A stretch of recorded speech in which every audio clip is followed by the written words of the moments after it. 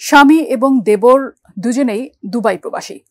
শ্বশুরবাড়িতেই বসবাস করতেন শিউলি বেগম এবং তার দেবরের স্ত্রী নিতু বেগম। তবে সম্প্রতি পরীক্ষা দিতে বাবার বাড়িতে যান নিতু বেগম। বাড়িতে একা ছিলেন শিউলি বেগম। এ সময় অজ্ঞাত এক ব্যক্তি শিউলি বেগমের মামা পরিচয় দিয়ে ৩-৪ দিন ধরে সেই বাড়িতেই ছিলেন। কিন্তু মামা পরিচয় দেওয়া লোকটি আসলে কে, কি করলেন তিনি ওই বাড়িতে?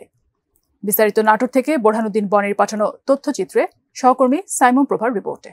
আমরা শুনলাম যে এই বাড়িতে একটা ছেলে মামা ভাগিনা পরিচয় দিয়া 3 দিন হলে আসি।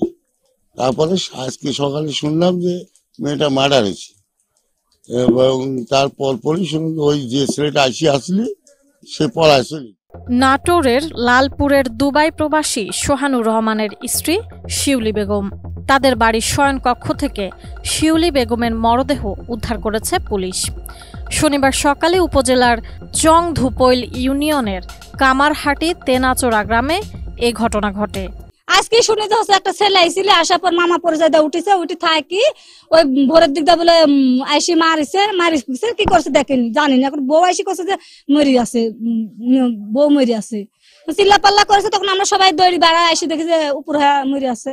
গতকাল আমি ফোন না ধরলে পাশের বাড়িতে ফোন দিলে উনি বলেন যে ওনার মামা আসছেন। তো কেমন মামা ওটা হচ্ছে আমার হাজবেন্ড বলে অনেক রাত্রেবেলা, ওদেরও জানে, ওরাও কেউ জানে না।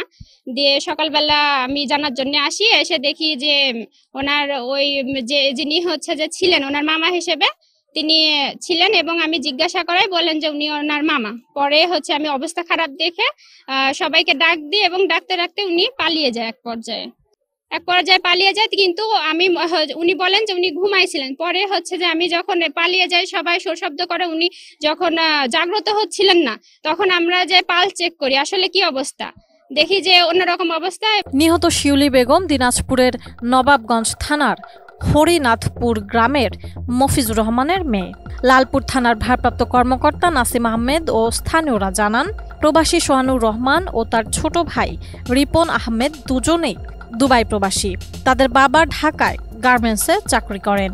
এজন্য সোহানুর রহমানের স্ত্রী শিউলি বেগম তার 1.5 বছর বয়সী সন্তান ও ছোট ভাই রিপনের স্ত্রী নিতু বেগমকে নিয়ে ওই বাড়িতে বসবাস করতেন। ডিজাইন, এলিগেন্স, বিউটি, সেরা পণ্য সবার জন্য জেভিকো। আমার এটা ছোট বোন, এখানে আমরা বাসা থেকে খবর পেলাম তাকে মেরে কে রেখে দিয়েছে বাসায়। এখানে আসার পরে জানতে পারলাম কোনো আত্মীয় আসছে। এখন আসলে আত্মীয় আসছে কিনা আমরা তো এটা কনফার্ম না। যদি কোনো আত্মীয় এসে তাকে মেরে থাকে, 4 দিন ধরে থেকে যদি মেরে থাকে তারও শাস্তি হোক। যদি কোনো অপরাধী আবার বাঁচানোর জন্য আত্মীয়র জন্য আবার গল্প সাজিয়ে নিজেরা বাঁচার জন্য গল্প সাজিয়ে থাকে, এটাও আমার সাংবাদিক বা আইনের কাছে আমার একটাই আশা থাকবে যে মূল তথ্যটুকু বাইর করে সেটা আত্মীয় হোক আর খুনি হোক, যেই হোক, দৃষ্টান্তমূলক তার শাস্তি হোক। অপরাধের আমি শাস্তিটুকু চাই। গত কয়েকদিন ধরে সোহানুরের ছোট ভাই রিপনের স্ত্রী নিতু বেগম তার পরীক্ষার জন্য বাবার বাড়িতে যান। এ সময় অজ্ঞাত এক ব্যক্তি শিউলি বেগমের মামা পরিচয় দিয়ে 3-4 দিন ধরে সেই বাড়িতেই রাত্রি যাপন করতেন। সকালে নিতু বেগম বাড়িতে ফিরে এসে ডাকাডাকি করলে অজ্ঞাত এক ব্যক্তি দরজা খুলে দিয়ে পালিয়ে যান। পরে নিতু বেগম ঘরে গিয়ে খাটের ওপর শিউলি বেগমের মরদেহ দেখতে পান। এ সময় তার চিৎকারে প্রতিবেশীরা এগিয়ে এসে মরদেহ দেখে পুলিশে খবর দেন। লালপুর থানাধীন তেনাচোরা গ্রামে আমি সংবাদ পাই যে এখানে একজন মহিলা তার লাশ তার গৃহে পড়ে আছে। সংবাদ শুনে আমি আমার পুরো টিম সহ আমরা এখানে চলে এসে লাশের মরদেহ আমরা দেখলাম। দেখার পরে আমাদের যেটা মনে হলো তার শরীরে কোনো আঘাতের কোনো চিহ্ন নাই। ধারণা করতেছি প্রাথমিকভাবে তাকে শ্বাসকষ্টে হত্যা করা হয়েছে। তবে এইবারে আমরা লাশ ভালো করে আমরা পোস্টমর্টমে পাঠাবো। পোস্টমর্টম রিপোর্ট পেলে আমরা বিস্তারিত বলতে পারবো যে মৃত্যুর কারণ আমরা তখন আপনাদেরকে বলতে পারবো। খবর পেয়ে পুলিশ মরদেহ উদ্ধার করে থানায় নিয়ে যায়। প্রাথমিকভাবে পুলিশের ধারণা শিউলি বেগমকে শ্বাসরোধ করে হত্যা করা হয়েছে।